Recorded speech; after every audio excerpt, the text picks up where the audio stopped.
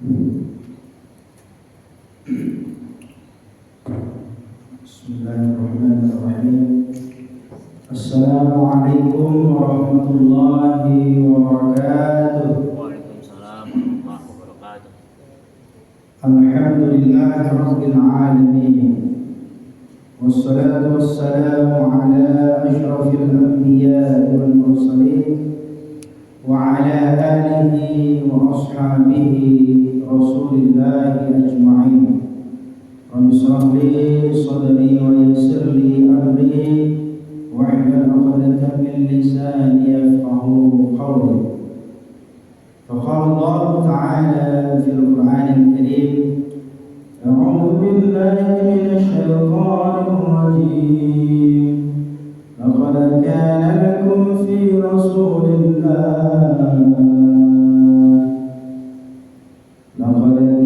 lakum fi rasulillahi uswatun hasanah liman kana yarjullaha wal yawmal akhir wa dzakarallaha katsiran. Shadaqallahul adzim. Ayyuhal muslimun rahimakumullah, alhamdulillah wa syukurillah ala ni'matillah. Kita bersyukur kepada Allah Subhanahu wa taala atas karunia dan nikmat yang Allah curahkan kepada kita setiap saat sampai waktu. Tidak henti-hentinya kita bersyukur kepada Allah Subhanahu wa taala atas kesehatan dan kesempatan yang selalu diberikan Allah Subhanahu wa taala, dan patut kita syukuri sebagai bentuk bahwa kita adalah hamba yang butuh terhadap Allah Subhanahu wa taala. Mudah-mudahan dengan rasa syukur ini maka Allah Subhanahu wa taala akan menambah daripada nikmat dan karunia yang lainnya. Masyaallah muslimin, bapak-bapak, ibu-ibu, para jamaah Masjid At-Taqwa yang alhamdulillah pada kesempatan subuh hari ini kita masih bertemu pada program khas kajian Ahad subuh Masjid At-Taqwa Universitas Muhammadiyah Jakarta. Terima kasih kepada seluruh para jamaah, khususon ada Bapak Dr. Ayuhan dan seluruh teman-teman takmir Masjid At-Taqwa, dan juga kepada seluruh hadirin dan hadirat yang dirahmati Allah Subhanahu wa taala, yang tentunya kita selalu bersyukur walaupun mungkin barangkali kita adalah manusia yang selalu diberikan kesempatan oleh Allah Subhanahu wa taala, selalu diberikan kemudahan oleh Allah Subhanahu wa taala. Namun kadang-kadang juga ada yang saatnya di mana kita ada kesulitan-kesulitan yang ingatlah bahwasanya di mana kesulitan itu sebenarnya adalah bisa saja merupakan cara Allah Subhanahu wa taala menegur kita agar kita lebih dekat dengan Allah Subhanahu wa taala. Ayo muslimun rahimakumullah, pada kesempatan khas kali ini kita akan berbicara tentang fikih sirah nabawiyah, atau bahwasanya saat ini kita telah masuk kepada bulan Rabiul Awal, dan lusa kita masuk bertepatan pada tanggal 12 Rabiul Awal. Maka pada kesempatan hari ini alangkah baiknya kita bercerita atau berkisah atau membahas sebuah tema yang berkaitan kita bagaimana cara meneladani baginda Rasulullah SAW. Dan ini menjadi sebuah hal yang sangat penting karena kita adalah sebagai umatnya, umat baginda Rasulullah SAW, yang mana kita pastilah bisa meneladani dan mencontoh daripada kehidupan baginda Rasulullah. Bukan kita menjadi nabi bukan kita menjadi rasul, tetapi kita mencontoh dan meniru daripada sifat-sifat mulia dari baginda Rasulullah SAW. Dan sebagaimana yang kita ketahui bahwasanya Rasulullah Muhammad SAW telah termaktub di dalam Al-Quran adalah sebagai seorang nabi, ya, sebagai Rasulullah uswatun hasanah, ya, sebagai tauladan dalam kehidupan kita. Laqad kana lakum fi Rasulillahi uswatun hasanah, sungguh telah ada pada diri Rasulullah SAW itu uswatun wa qudwatun hasanah, suri tauladan, contoh yang baik dalam kehidupan kita. Bagi siapa liman kana yarjullah, bagi orang-orang yang berharap berjumpa, bertemu dengan Allah Subhanahu wa taala di akhirat kelak nanti. Wa yaumal akhir, dan orang-orang yang yakin dengan pertemuan hari akhir, dan kemudian mereka adalah wa dzakarallaha katsiran, mereka senantiasa banyak-banyak berzikir kepada Allah Subhanahu wa taala. Jamaah salat subuh yang dirahmati Allah Subhanahu wa taala. Maka pada kesempatan hari ini mari kita bersama-sama tingkatkan ketauladanan kita kepada baginda Rasulullah. Apalagi saat ini kita masuk pada bulan Rabiul Awal. Rabiul Awal itu bukan hanya sekedar memperingati hari kelahiran baginda Rasulullah, tetapi juga bagaimana kita mengingat daripada perjuangan baginda Rasulullah Sallallahu Alaihi Wasallam, sehingga Islam ini sampai ke tangan kita masing-masing, sampai ke hati kita masing-masing. Dan oleh karena itulah kita pentingnya, ya, mengingat daripada sirah baginda Rasulullah SAW, bagaimana kehidupan beliau, ya, bahkan kehidupan, ya, di masa-masa sebelum beliau dilahirkan ke dunia ini, dan kemudian kehidupan beliau ketika dilahirkan, remaja, dewasa, dan bahkan sampai beliau diangkat menjadi Rasul, dan kemudian beliau berdakwah, mulai berdakwah dari sembunyi-sembunyi, kemudian dakwah secara terang-terangan, mulai berdakwah di saat beliau ke kota Mekah, dan kemudian sampai beliau hijrah ke kota Madinah Al-Munawwarah. Nah, inilah jemaah yang dirahmati Allah Subhanahu wa taala. Kalau kita berbicara tentang sejarah Nabi itu luar biasa, sangat panjang, ya, buku sejarah itu mencatat, dan ini penting sekali untuk kita baca dan kita renungkan sebagai umat dari baginda Rasulullah sallallahu alaihi wasallam. Jemaah yang dirahmati Allah Subhanahu wa taala. Jadi peringatan Maulid Nabi gitu, ya, atau memperingati hari kelahiran Nabi yang agung ini bukan hanya ketika kita, ya, ketika bulan Rabiul Awal, dan bukan hanya secara program seremoni atau kegiatan-kegiatan seremoni saja, tapi bagaimana kita menghadirkan daripada sifat-sifat yang mulia dari baginda Rasulullah SAW. Dan Rasulullah adalah sebagai Al-Mustafa Al-Mukhtar, sebagai figur manusia yang dipilih oleh Allah Subhanahu wa taala. Dan bagaimana kita lihat daripada akhlaknya baginda Rasulullah SAW, maka penting kita meneladani baginda Rasulullah, Bapak Ibu, ya, dalam kehidupan kita.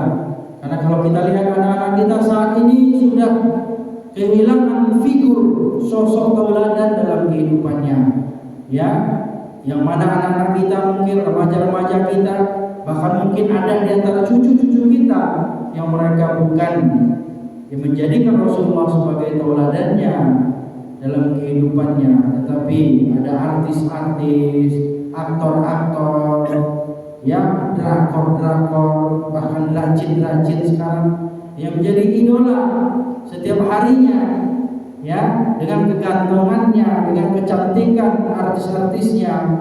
Padahal ini adalah merupakan suatu pengelabuan yang terhadap Islam, ya, khususnya kepada kita. Oleh karena itu, jemaah yang dirahmati Allah Subhanahu wa taala, bagaimana kita kembali menghidupkan semangat dan gairah kita, motivasi kita mengingat daripada sejarah baginda Rasulullah SAW. Maka daripada itu wajib hukumnya sebagai umat Rasulullah kita meneladani baginda Rasulullah SAW Dan alasan yang pertama adalah apa? Jamaah yang dirahmati Allah, karena Rasulullah adalah manusia yang sempurna budi pekertinya. Makanya tidak ada kesalahan dari sifat Rasulullah, ya, tidak ada satupun kekeliruan daripada sikap, daripada perilaku Rasulullah SAW. Maka daripada itulah kita wajib meneladani, menjadikan beliau ini sebagai suri tauladan dalam kehidupan kita, sebagai idola dalam kehidupan kita. Wajib kita menjadikan Rasulullah sebagai suri tauladan, idola, ya, sebagai orang yang kita cintai dalam kehidupan kita. Karena Rasulullah SAW dijamin oleh Allah Subhanahu wa taala karena perilakunya adalah perilaku yang terbaik, menjadi manusia yang terbaik diciptakan oleh Allah Subhanahu wa taala di atas muka bumi ini. Sebagaimana Rasulullah SAW itu bersabda, "Kana Rasulullah sallallahu alaihi wasallam ahsanan nasi khuluqan." Sebagaimana Rasulullah SAW ini adalah manusia yang terbaik budi pekertinya, terbaik ya akhlaknya, etikanya, moralnya. Maka daripada itulah kita ya memiliki kewajiban untuk mencontoh daripada sifat-sifat yang mulia daripada baginda Rasulullah SAW. Maka Bapak Ibu yang dirahmati Allah Subhanahu wa taala, sungguh kita menjadi manusia yang rugi kalau ada di antara kita ada orang yang tidak senang, tidak cinta kepada baginda Rasulullah SAW. Maka oleh karena itu ada beberapa hal yang harus kita hidupkan di dalam kehidupan kita. Kita jadikan sebagai uswatun hasanah, tauladan dalam kehidupan kita daripada sifat-sifat Rasulullah yang konkret, yang langsung dipraktekkan oleh baginda Rasulullah SAW dalam kehidupannya. Yaitu yang pertama adalah memenuhi panggilan atau permintaan dengan sikap yang baik. Ya, karena beliau Rasulullah SAW adalah orang yang dicatat oleh Allah Subhanahu wa taala sebagai manusia yang paling baik akhlaknya. Dan bahkan ya Allah Subhanahu wa taala juga memberikan pernyataan ini di dalam Al-Qur'an. Wa innaka la'ala khuluqin 'azim. Sungguh engkau benar-benar memiliki budi pekerti yang agung, yang mulia. Ini adalah akhlak daripada baginda Rasulullah SAW. Maka tidak ada seorang pun di antara kita manusia ini orang yang sempurna akhlaknya dibandingkan dari Rasulullah, dibandingkan daripada Rasulullah SAW. Dan bahkan tidak ada seorang sahabat pun di antara sahabat baginda Rasulullah yang sempurna, lebih sempurna daripada akhlaknya kecuali hanya Rasulullah SAW. Dan termasuk juga akhlaknya kepada sahabat-sahabatnya, kepada keluarganya, kepada tetangga-tetangganya, dan termasuk juga akhlaknya kepada orang-orang di luar Islam yang berbeda agama dan keyakinannya dengan beliau. Ini luar biasa Bapak Ibu yang dirahmati Allah. Dan yang kedua adalah sebagai umat Islam kita harus mencontoh Rasulullah itu adalah sebagai manusia yang murah senyum.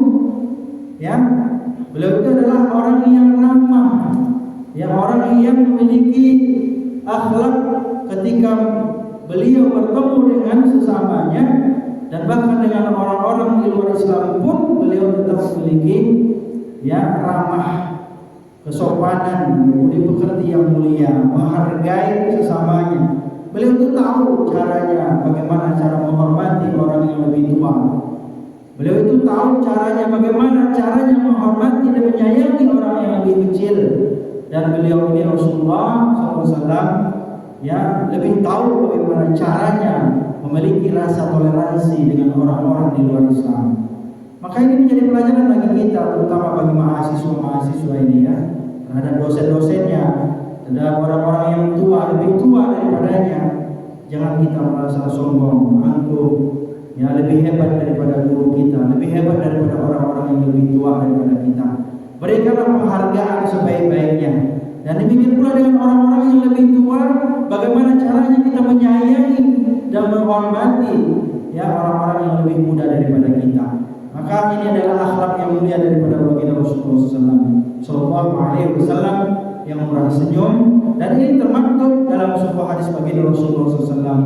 Bagaimana Rasulullah diceritakan ya oleh istrinya yang tercinta daripada Bunda Aisyah, ya, berkata bagaimana Rasulullah SAW ketika beliau di rumahnya, qalat, istrinya berkata, kana alyan nasi wa akraman nasi. Sebagaimana Rasulullah SAW itu, ya, istrinya sendiri berkata, kenapa? Karena istrinya lebih tahu tentang kepribadian baginda Rasulullah, karena setiap hari hidup dan bersama baginda Rasulullah SAW. Apa kata istrinya Siti Aisyah?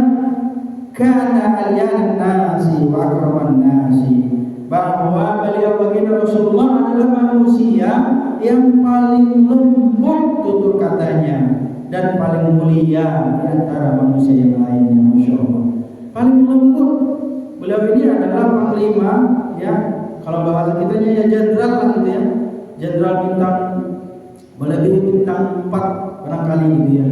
Beliau ini adalah jenderal dan panglima, pemimpin dalam peperangan, tetapi ketika beliau di rumah dan bersama keluarganya, beliau adalah termasuk orang yang paling santun, ya, paling lembut tutur katanya. Ini adalah bagian dari akhlak baginda Rasulullah, dan kita kadang-kadang sebagai umatnya sangat sulit gitu untuk mengungkapkan kata-kata yang santun, ya, berkata dengan lemah lembut, dan termasuk kepada orang-orang yang lebih tua daripada kita. Jemaah yang dirahmati Allah Subhanahu wa taala, maka ini adalah ungkapan yang sangat nyata daripada istrinya baginda Rasulullah SAW, itu adalah Siti Aisyah. Wa kana rajulan min rijalikum illa annahu kana dhahaka basama. Sebagaimana dikatakan juga bahwasanya beliau adalah, ya, seorang laki-laki yang sama dengan kita, seorang laki-laki juga. Hanya saja beliau adalah humoris dan banyak senyum. Beliau Rasulullah itu adalah orang yang suka humoris juga, mudah tersenyum, dan kemudian beliau itu sangat ramah, ya, bukan hanya ternyata kepada keluarganya, tapi juga kepada orang-orang yang ada di sekitarnya. Ini akhlak yang mulia daripada baginda Rasulullah SAW. Dan yang ketiga, jemaah dirahmati Allah, adalah baginda Rasulullah adalah manusia yang hidupnya sederhana. Beliau ini bukan orang yang miskin, perlu kita catat jemaah. Kadang-kadang kita punya mindset yang salah di pikiran kita, itu baginda Rasulullah itu orang miskin. Tidak, Rasulullah itu adalah orang kaya. Dan beliau ini hanya saja beliau adalah hidupnya sederhana. Dan yang paling menarik adalah baginda Rasulullah, saking kesederhanaannya itu beliau banyak melakukan berbagai macam hal itu dengan dirinya sendiri, dan termasuk juga membantu pekerjaan di rumah tangga. Ini bapak-bapak ini terutama yang kita udah bos-bos, CEO, mungkin yang manajer, punya gaji besar. Akankah kita pernah atau sering atau suka membantu meringankan pekerjaan-pekerjaan di rumah kita? Kadang-kadang karena kita sudah merasa pimpinan, merasa bos, merasa kita yang ngasih nafkah istri, kadang-kadang kita sulit membantu meringankan beban rumah tangga. Ya, kan bukan istri saya juga, Ustaz. Siapa? Ya, karena saya punya duit, saya punya pembantu yang banyak. Nah, mulai dari bersihin taman, ya, sampai membersihin baju, ya, pekarangan rumah, mengasuh anak, dan bahkan, ya, nyuci, dan bahkan masakin gitu ya. Banyak pembantunya. Teman saya ada dokter di Jakarta Timur itu, ya, dia punya supir, punya tukang kebun, punya supir, punya tukang kebun, bahkan punya pos sendiri, tukang bukain pintu. Kemudian pembantunya ada, anak-anaknya 3, masing-masing anaknya itu punya babysitter yang masing-masing. Di rumah punya tukang masak sendiri, ada lagi yang tukang nyuci sendiri, ya, dan ada lagi satu lagi tukang beres-beres di rumahnya sendiri, ya. Nah, istrinya ngapain aja? Ya nggak ngapa-ngapain, ya, cuma melayani suaminya aja. Bahkan sampai nyuapin anaknya, ya, ganti pakaian anaknya, bahkan nyiapin pakaian suaminya juga. Ya, pakaian-pakaian yang lainnya juga itu ada khusus pembantunya. Jadi ini luar biasa jemaah Allah. Rumahnya 3 tingkat. 3 tingkat, masing-masing tingkat ada PJ-nya masing-masing. Ini luar biasa. Ya, seorang dokter berasal juga dari Padang, Sumatera Barat. Itu saya kalau rumahnya itu luar biasa. Saya selalu ditawarin untuk nginap di sana. Ya, ini luar biasa. Nah, ini menarik, dan yang paling istimewanya lagi dari teman saya ini itu adalah orang yang termasuk yang paling dermawan menurut saya.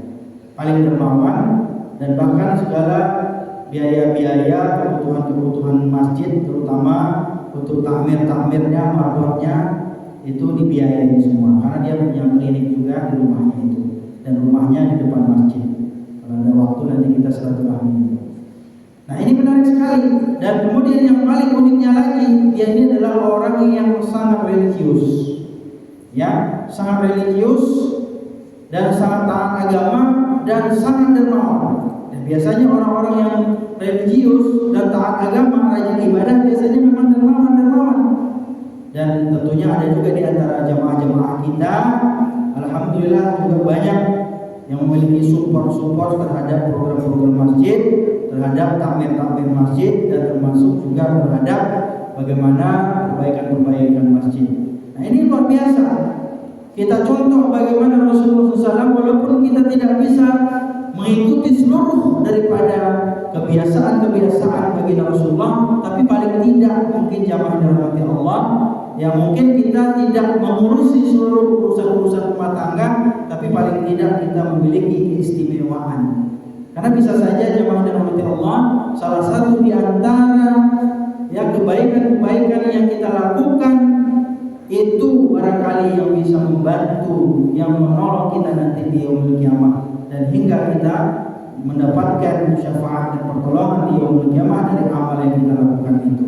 Maka oleh karena itu mari kita bersama-sama yang membantu, ya apakah dengan cara tadi membantu dengan adanya pembantu, itu juga adalah bagian dari bantuan yang kita lakukan untuk keluarga kita, khusus kepada istri kita, jemaah dirahmati Allah Subhanahu wa ta'ala. Maka kesederhanaan beliau ini luar biasa. Dan bahkan dalam suatu riwayat dikatakan dari istrinya tercinta bahwasanya Rasulullah SAW bersabda, "Maka Nabi sallallahu alaihi wasallam ya'malu fi baitihi." Ya, Rasulullah SAW apa saja yang dilakukannya di rumahnya, dia ada yang bertanya. Qalat, istrinya berkata, "Kana yakhitu thawbahu wa yakhsifu na'lahu wa ya'malu ma ya'malu rijal fi buyutihim." Ya, sebagaimana Rasulullah mengatakan bahwasanya istrinya, ini diriwayatkan hadisnya langsung dari istrinya Siti Aisyah tercinta, beliau menjahit bajunya. Ini luar biasa. Misalnya ada kancing baju kita ya yang copot, tapi karena saking kayanya kancingnya aja copot langsung diganti baru baju kita. Luar biasa. Nah, tapi bagi Rasulullah ketika ada bajunya yang sobek, yang rusak, kana yakhitu thawbahu, beliau langsung menjahitnya sendiri. Luar biasa.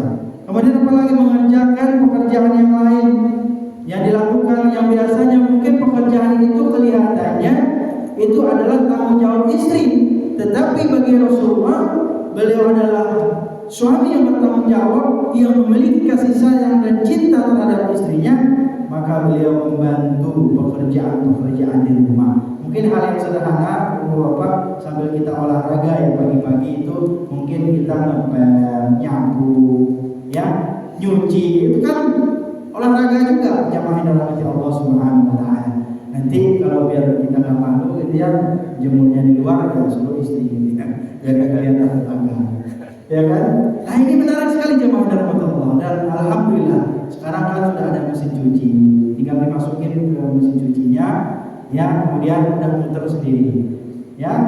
Kalau dulu zaman-zaman dulu saya lihat orang tua saya di kampung, ya bahkan sampai sekarang gitu ya di rumah, di kampung itu nyucinya ke sungai, ya. Itu sungainya itu harus turunan, kemudian pulangnya itu nanjak, bawa cucian luar biasa banyak. Ya dulu itu luar biasa. Nyuci di sungai, kemudian cucinya manual pakai tangan, ya. Kemudian ditepuk-tepuk ke batu dan lain sebagainya. Ini perjuangan yang sangat luar biasa dan kita bersyukur alhamdulillah. Mungkin di antara bapak-bapak dan ibu-ibu ada yang tidak merasakan itu ya, karena memang tidak ada sungai di sini. Jadi oleh karena itu penting sekali kita mensyukuri, begitu luar biasanya. Dan karena kemudahan itulah kita bapak-bapak ini sangat mudah juga ya bisa membantu para istri-istri kita di rumah ya agar mereka itu bisa ringan bebannya atau pekerjaannya. Dan ingatlah Bapak Ibu, tidak akan hina ya, tidak akan jatuh harga diri kita ketika kita membantu dan meringankan beban istri kita atau pekerjaan-pekerjaan yang ada di rumah kita. Dan yang apa jemaah dirahmati Allah, kita singkat saja bahwasanya Rasulullah adalah seorang yang suka menolong dengan sesamanya. Beliau adalah orang yang suka membantu meringankan beban saudara-saudaranya. Berarti kalau membantu berarti kan beliau adalah orang yang memiliki ya, orang yang memiliki harta dan kemudian orang yang suka berbagi dengan hartanya itu. Inilah kehebatannya. Seseorang yang diberikan harta oleh Allah, kemudian beliau mengeluarkan hartanya membantu sesamanya. Inilah hebatnya jadi orang kaya itu, orang yang memiliki harta itu, karena banyak di antara orang-orang kaya yang banyak amalnya. Karena banyak di antara amalan-amalan itu yang bisa dia lakukan. Misalnya pergi haji, pergi umroh dengan harta, membantu orang, ya kan? Itu juga dengan harta, dengan duit, meringankan beban ekonomi saudara-saudaranya, mungkin dengan tetangga-tetangganya juga dengan duit. Jadi bersedekah, ya, nyantunin fakir miskin, anak yatim, semuanya dengan duit. Maka luar biasa, bersyukurlah kita menjadi orang-orang yang diberikan harta oleh Allah Subhanahu wa taala. Karena dengan harta itu Bapak Ibu kita banyak bisa melakukan amal soleh dan bahkan banyak amalan-amalan yang tidak bisa dilakukan oleh orang-orang yang tidak memiliki harta. Dan kita yang dititipkan harta itu kita bisa melakukannya luar biasa. Yang terakhir jemaah Allah, Allah Subhanahu wa taala ya tadi sudah menyampaikan bahwasanya Rasulullah SAW itu adalah manusia yang paling agung dan bahkan akhlaknya adalah Al-Quran. Luar biasa akhlaknya Al-Quran. Dan yang terakhir dari pesannya ya, walaupun banyak sekali sebenarnya bagaimana sifat-sifat mulia Rasulullah itu, yang terakhir adalah bagaimana Rasulullah itu dapat memelihara lisannya ya, sehingga dari lisannya itu orang tidak tersakiti. Dari lisannya mengajarkan kebaikan, menyampaikan kebaikan, nasihat-nasihat, mengajarkan kedamaian, bukan dengan kekerasan. Ya, Rasulullah SAW itu adalah orang yang lisannya terjaga, telah dijaga oleh Allah Subhanahu wa taala. Dan bahkan Bapak Ibu, kita tahu bahwa Rasulullah SAW itu apa yang dia sampaikan itu merupakan wahyu dari Allah Subhanahu wa taala dari semua ucapannya itu. Dan ini secara terang-terang Rasulullah mengatakan al-muslimu man salima al-muslimuna min lisanihi wa yadihi. Jadi orang Islam yang baik itu adalah orang yang Islam, agamanya Islam, kemudian dia itu bisa menyelamatkan orang lain dari fitnah lisannya, ya, dari gangguan sikap dari dirinya dan bahkan juga dari perbuatan tangannya. Jadi jangan sampai ada orang yang terzalimi daripada lisan kita, dari ucapan-ucapan kita. Maka oleh karena itu jemaah dirahmati Allah Subhanahu wa taala, wajar saja ya kita melihat ada bahkan orang barat itu mengakui ya dalam bukunya itu yang populer ya, bahkan viral gitu ya, bestseller itu FYP lah itu bahasa sekarangnya, bahwa Rasulullah SAW itu adalah sosok orang yang nomor satu dari urutan yang dari urutan 100 ya tokoh dunia yang paling berpengaruh dalam sepanjang sejarah. Ini luar biasa dan ini fakta bahwa bukan hanya umat Islam saja yang mengakui keteladanan baginda Rasulullah SAW, tetapi juga orang-orang di luar Islam menjadikan sosok keteladanan baginda Rasulullah SAW adalah orang yang nomor satu. Ini luar biasa dan masya Allah luar biasanya ya.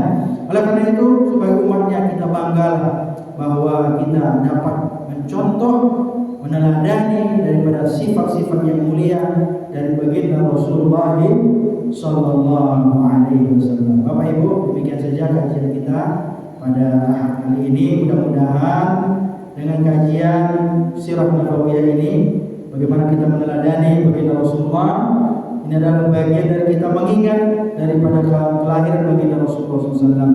Jadi jangan kita mengingkari ya daripada sifat-sifat Rasulullah SAW. Jangan kita menjadi orang-orang yang zalim, menjadi orang-orang yang munafik, orang-orang yang membiarkan saudara-saudaranya yang terzalimi. Mari kita berdoa untuk saudara-saudara kita, terutama saat ini saudara-saudara kita yang tertimpa musibah. Apakah itu musibah bencana alam yang bentuknya ada kekeringan, kebakaran, gempa bumi dan lain sebagainya, longsor dan lain sebagainya. Mudah-mudahan Allah Subhanahu wa taala memberikan mereka kesabaran dan mengganti dengan harta yang lebih baik dan memberikan pahala yang berlipat-lipat ganda. Amin ya rabbal alamin. Bapak Ibu saudara-saudara, para jamaah yang saya cintai, demikian saja, mudah-mudahan manfaat buat kita semuanya, terutama bagi saya pribadi.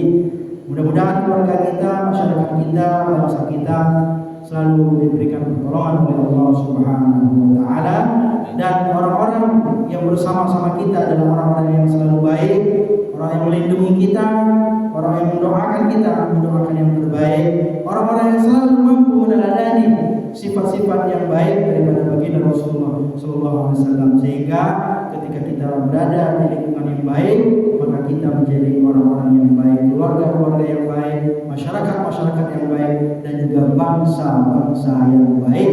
Amin ya rabbal alamin. Demikian saja, terima kasih atas perhatiannya. Mohon maaf jika ada kesalahan dari saya.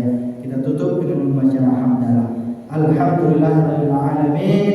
Nasrullahi wa fathun qarib wa basyiril mu'minin. Assalamualaikum warahmatullahi